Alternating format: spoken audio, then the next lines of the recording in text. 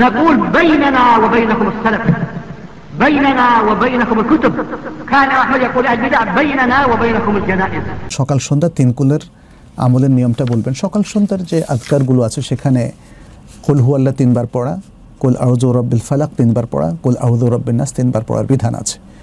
আপনি সালাতের পরে যে আজকারগুলো আছে সেখানেও তিন কুল তিনবার করে পড়বেন এবং তারপরে স্পেশালি যখন সকালের আজকারগুলো পড়বেন সেখানেও এই তিন কুল তিনবার করে পড়বেন, সন্ধ্যায় তিন কুল তিনবার করে পড়বেন। আর যদি আপনি সালাতের পরে সালাতের যে স্পেশাল দোয়াগুলো আছে তার পাশাপাশি সকালের দোয়াগুলো যেমন ফজরের দোয়াগুলো পড়ে ফেলেন তাহলে একবার করে পড়লেও হবে।